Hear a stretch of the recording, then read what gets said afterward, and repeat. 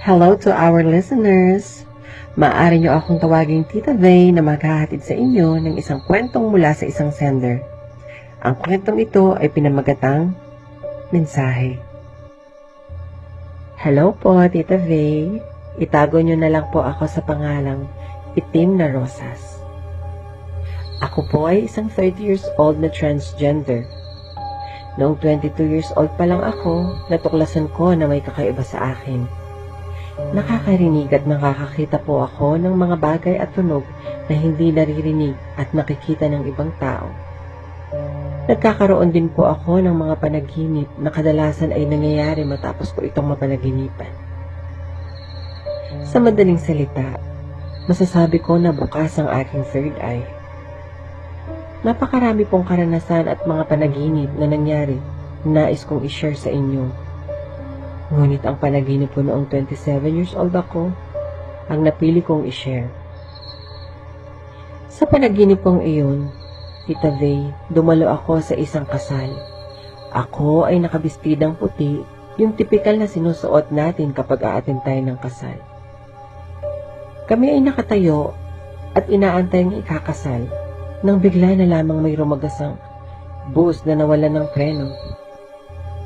Nabundol ako at nawalan ng malay, at nang ako ay magising, nakita ko ang aking sarili sa lupa na nakahandusay kasama ng dalawa pang babae na biktima din ng aksidente. Nagkatinginan kami ng dalawang babaeng kasama kong nabundol at napagtanto namin na kami ay patay na.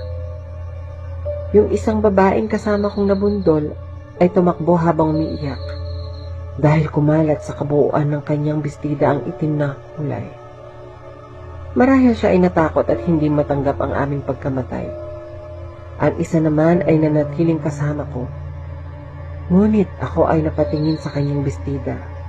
Dahan-dahan rin itong binalot ng kulay itim. Mula sa laylayan ng kanyang bestida, pataas sa kwelyo papunta sa manggas, ay bumalot din ang kulay itim. Kinabahan ako, Tita Vey. Kaya naman nang tumingin ako sa sarili ko at nagulat nang makita ko. Ako ay nakasuot na ng barong na kulay puti, pantalon na puti at gupit lalaki na ulit ako. Dahan-dahan rin akong binabalot ng itim na kulay, ngunit hindi ito tuluyang bumalot sa aking kabuuan. Dahil huminto ang pagkalat ng itim na kulay, nang ito ay makarating pataas sa bandang dibdib ng aking damit. Sa madaling salita, ang aking kwelyo at manggas ay nanatiling puti. So nagdesisyon kami ni girl na maglakad-lakad na muna, ngunit napapansin namin na hindi kami makaalis sa barangay na iyon. Hindi kami makauwi. Pagod na kaming maglakad ni girl, kaya umupo muna kami sa lupa. Bigla kong naisip na kapag patay na, di ba dapat tatawid na sa kabilang buhay kasi iyon ang paniniwala natin, di ba?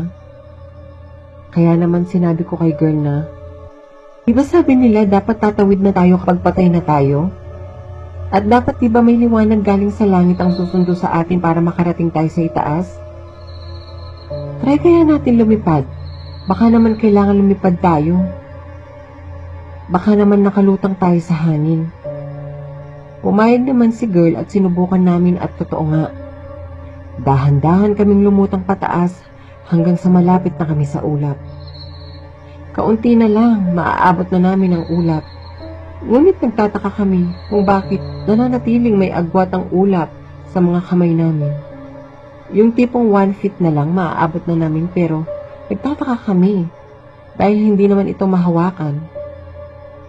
Makapal ito, mistulang nakasara, kulay abo at medyo madilim ang paligid. Napagod na lang kami ni girl kakaabot sa ulap. Nanatiling may agwat sa amin, kaya naman bumaba na lang kami. Pagbaba namin, umupo kami sa lupa dahil sobrang pagod na kami.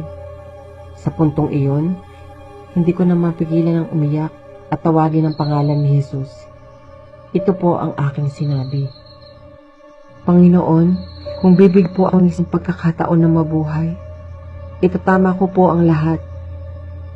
Tita Vey, pagkasabi ko ng mga salitang iyon, para bang bigla akong hinugot sa kinauupuan ko at nagising ako na umiiyak.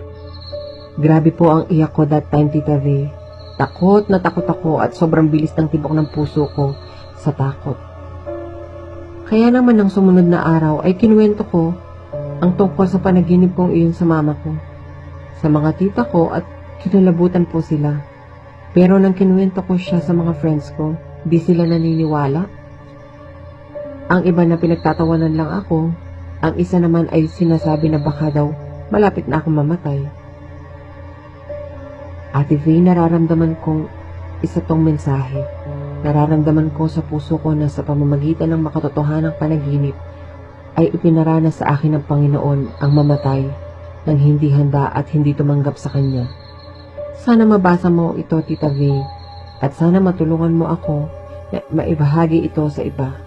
Maraming salamat po. More power. At yun na nga ang ating first story by Itim na Rosas. Ipinamagatang mensahe. Ikaw ba ay nag-enjoy sa iyong pakikinig? Ikaw ba ay mahilig sa mga ganitong content? Paki-follow mo lamang ang channel na ito upang maging updated ka din sa mga susunod pang storya na ating itatawid. Maraming salamat!